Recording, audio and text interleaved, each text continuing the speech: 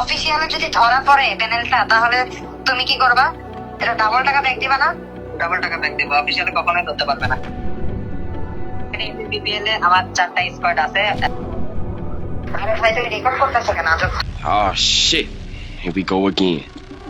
অবশেষে Bangladesh sports community নিয়ে এমন এমন প্রমাণ সামনে আসছে যে বিশ্বাস করতেই হচ্ছে সেদিন তাহসিন হাসান রুদ্র অর্থাৎ টিএসি কুট্টুস যেটা বলেছিল সেটা সত্যি যথার্থই বলেছিল। তাহসিন হাসান রুদ্র অর্থাৎ টিএসি কুট্টুস কিন্তু রিসেন্ট তার লাইভ স্ট্রিমে একটা অডিয়েন্স যখন তাকে প্রশ্ন করে বসে হ্যাকিং রিলেটেড, সে উত্তর দিয়ে বসে যে ভাই আমরা কিছু বলতে পারছি না, আমাদের হাত পা বাধা। তবে এফএফডব্লিউএস বাংলাদেশ ফাইনালে যে 12টা টিম গিয়েছিল তাদের মধ্যে 2-3টা স্কোয়াড নিয়ে সন্দেহের তালিকা কিন্তু সেখানেই প্রকাশ হয়। আর একের পর এক সে প্রমাণও আমরা দেখতে পাচ্ছি। সবার প্রথমে গেল টিম এরক্স, আর এবার টিম ম্যাক্স গ্যাং ইএসপি। গত কয়েকদিন ধরে কিন্তু বাংলাদেশ স্পোর্টস কমিউনিটিতে একটা জিনিসই viral, team max gang ESP এর হ্যাকিং ইস্যু। স্পোর্টস রিলেটেড সমস্ত নিউজ চ্যানেলে আমরা টিম ম্যাক্স গ্যাং ইএসপি নিয়ে হ্যাকিং রিলেটেড পোস্ট করতে দেখেছি। একের পর এক সামনে আসছে স্ক্রিনশট, একের পর এক অভিযোগ, ম্যানেজমেন্ট নিয়ে প্রশ্ন, প্লেয়ার নিয়ে প্রশ্ন, ডিভাইস নিয়ে প্রশ্ন। এখানে পুরো এলিগেশনস কে তারা ক্লারিফাই করে তাদের official max gang ESP Facebook page থেকে তারা একটা বার্তা দিয়েছে তারা হ্যাকার। যাক, আমরা আজকের ভিডিওতে অবশ্যই প্রমাণ করব তারা হ্যাকার কি হ্যাকার না। কিন্তু প্রশ্ন হচ্ছে ভাই বাংলাদেশ ফ্রি ফায়ার স্পোর্টসে আসলে হচ্ছে কি? কেন বারবার বড় বড় টিমের সাথে হ্যাকিং বিতর্ক চলে আসছে? ইভেন তারা প্রমাণিত হচ্ছে। আমরা কি বাঙালি জাতি কখনো ভালো হব না? কথায় আছে, আর বাপদাদার মুখ থেকে শুনেছিলাম বাঙালি জাতি যেখানেই যায় সেই জায়গায় নষ্ট করে। তবে ভাই এখন সেটার প্রমাণও পাচ্ছি। সেই সাথে বড় একটা কঠিন সত্য তোমাদের জানাই, বর্তমান বাংলাদেশ ফ্রি ফায়ার স্পোর্টস সিনে যে সমস্ত জিনিসপত্র হচ্ছে তাতে খুব দ্রুতই বাংলাদেশ থেকে গেরিনা তার সমস্ত অফিসিয়াল টুর্নামেন্ট তুলে নিতে পারে। হ্যাঁ ভাই, তোমরা ঠিকই শুনেছো। আর কথা আমি কেন বলছি, এর প্রমাণ কি, এর যুক্তি কি, তাও আমি ভিডিওতে অবশ্যই দিব। আজকের ভিডিওটা কিন্তু প্রত্যেকটা স্পোর্টস প্লেয়ার এবং ফ্রি ফায়ার খেলা সাধারণ প্লেয়ার সবার জন্য খুবই গুরুত্বপূর্ণ। সো অবশ্যই ভিডিওটা শেষ পর্যন্ত দেখবা। Let's start brother.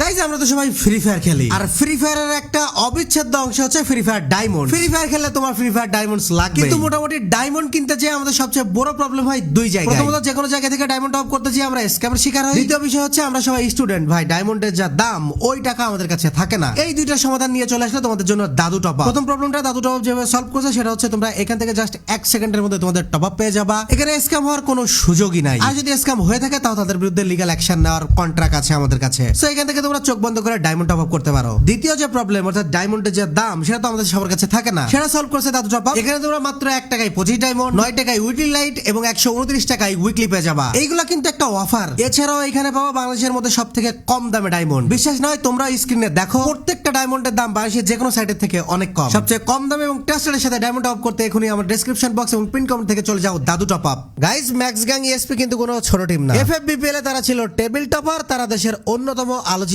স্কোয়াড। অনেকে কিন্তু তাদের ভবিষ্যৎ চ্যাম্পিয়ন হিসেবে দেখছিল, কিন্তু হঠাৎ করে তাদের বিরুদ্ধে অভিযোগের পাহাড় জমতে শুরু করে। প্রথম অভিযোগ আসে তাদের সাথে সম্পৃক্ত বা তাদের ম্যানেজমেন্ট সজীবের নামে। বিভিন্ন স্ক্রিনশট সামনে আসে, সেখানে হ্যাকিং নিয়ে আলোচনা দেখা যায় বলে অভিযোগ উঠেছে। ইভেন এই সজীব অতীতে হ্যাকিং কেনাবেচার সাথে জড়িত ছিল। এটাকে আজকে সকালে যে টিম ম্যাক্স গ্যাং ইএসপির পক্ষ থেকে অফিশিয়াল একটা পোস্ট এসেছে, সেখানে তারা ক্লিয়ারলি দাবি করেছে যে সজীব তাদের অফিশিয়াল স্কোয়াডের কোনো অংশ না। আসলে ভাই কি বলবো, সজীব যদি তাদের অফিশিয়াল স্কোয়াডের কোনো অংশ না হয়, ম্যানেজমেন্টের কোনো অংশ না হয়, তাহলে এফএফডব্লিউএস স্প্রিং এর অফিশিয়াল ইভেন্টের মতো জায়গায় কেন তাকে নিয়ে গিয়েছিল? সেখানে তো অফিশিয়াল টিম এবং ম্যানেজমেন্ট ছাড়া আর কাউকে যাওয়ার পারমিশন ছিল না। সজীব যদি তাদের স্কোয়াডের কেউ না হয়ে থাকে, তাহলে কেন ওই জায়গায় তাদের স্কোয়াডের সাথে তিনি ছিলেন? এখন দ্বিতীয় পয়েন্ট হচ্ছে অ্যাসবর্ন বিতর্ক। ম্যাক্স গ্যাং এর একটা অফিশিয়াল প্লেয়ার অ্যাসবর্ন, তার ডিভাইস চেকিং নিয়ে শুরু হয় নতুন বিতর্ক, যেটা কিন্তু অলরেডি কয়েকদিন আগে আমরা জেবি ফ্রিকে লাইভে দেখেছি। অভিযোগ উঠেছে তারপরে কার্নেল আনলক পাওয়া গিয়েছে, এছাড়া রুট সংক্রান্ত বিষয় উঠে এসেছে, তারপরে 7zip ZRC এর মতো অ্যাপ পাওয়া গিয়েছে, এছাড়াও আরো বিভিন্ন আর্চিভ ম্যানেজমেন্ট টুল পাওয়া গিয়েছে, কিছু ইনজেক্টর জাতীয় অ্যাপ নিয়েও প্রশ্ন উঠেছে। এছাড়াও তার নিজের টেলিগ্রাম অ্যাকাউন্টে 17 এপ্রিল থেকে 2 মে পর্যন্ত সমস্ত কনভারসেশন ডিলিট। আর মজার বিষয় হচ্ছে 30 এপ্রিল তারপরে লাস্ট টাইম কার্নেল আনলক বা রুট করা হয়েছে, আর তার 3 দিন পর থেকে সমস্ত চ্যাট ডিলিট। এছাড়াও জেবি ফ্রিকের লাইভে একটা নতুন জিনিস সামনে আসে, যে লাইভটা জেবি ফ্রিক পরবর্তীতে ডিলিট করে দিয়েছে, কিন্তু আমাদের কাছে সেই লাইভটা আছে, চলো আমরা দেখি। অফিসিয়ালি যদি ধরা পড়ে প্যানেলটা, তাহলে তুমি কি করবা? স্কোয়াডের নাম বলা যাবে না, দেখি অলরেডি বিপিএল এ আমার 4টা স্কোয়াড আছে।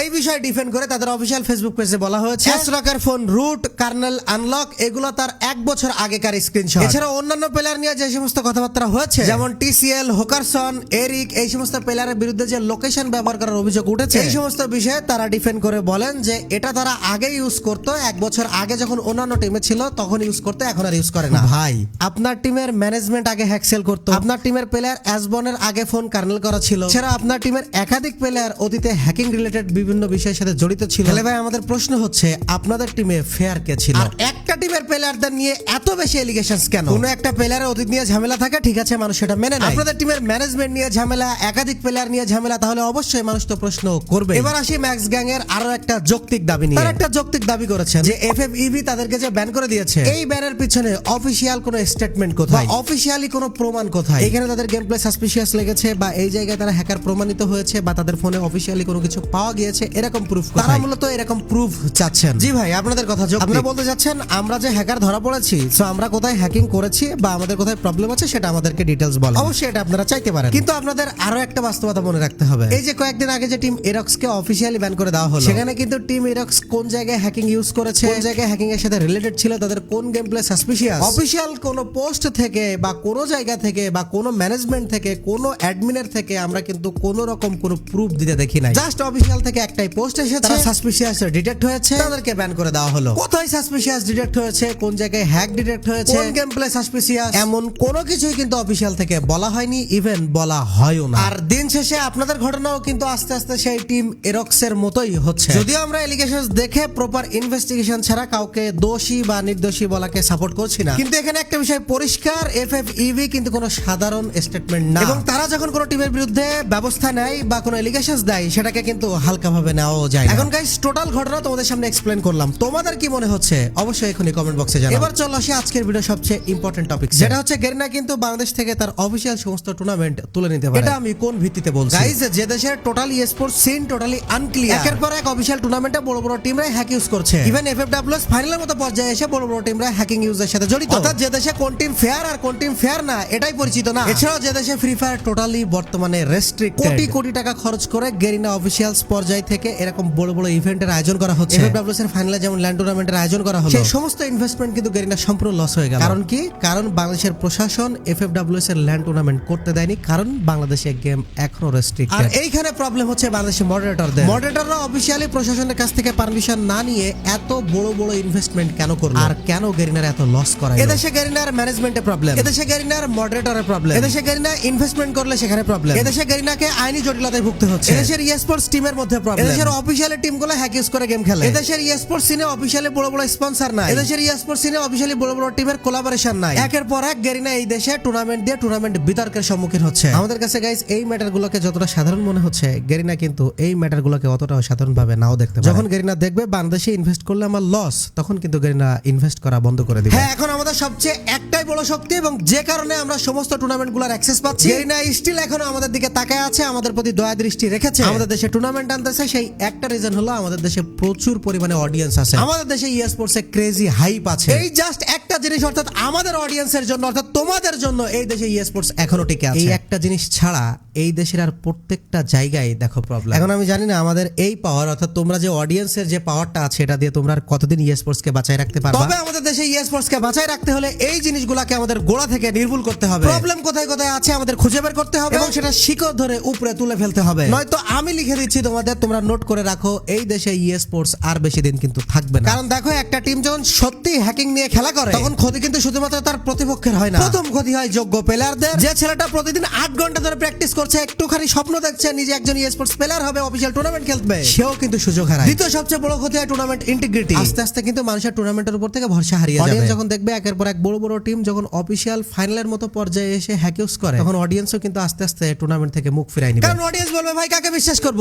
কার খেলা দেখবো, যাকে সাপোর্ট করি কাল যদি সে হ্যাকার প্রমাণিত হয়, এদেরকে সাপোর্ট করে আমাদের লাভ আছে। তখন যখন অডিয়েন্সও সাপোর্ট করা বন্ধ করে দিবে, তখন কিন্তু এই দেশে স্পোর্টস টিকে রাখার মতো আর কোনো শক্তি আমাদের কাছে। সো গাইস, আর অবশ্যই তোমরা যারা এখনো পর্যন্ত ভিডিওতে আছো, অবশ্যই ইচ এন্ড এভরিওয়ান এখন থেকে টপ আপ করবো জাস্ট একটা সাইট থেকে, সেটা হলো দাদু টপ আপ। দাদু টপ আপ কিন্তু বাংলাদেশের অন অফ দ্য একটা বিগ সাইট। বিগত 4-5 বছর ধরে তারা ডায়মন্ড সেল করে আসতেছে, আজও পর্যন্ত তাদের নামে কোনো ক্লেমই নাই। তো সবচেয়ে কম দামে এবং সব থেকে ট্রাস্টেডের সাথে ডায়মন্ড টপ আপ করতে এবং সবচেয়ে দ্রুত সময় ডায়মন্ড টপ আপ করতে এখনই চলে যাও দাদু টপ আপে।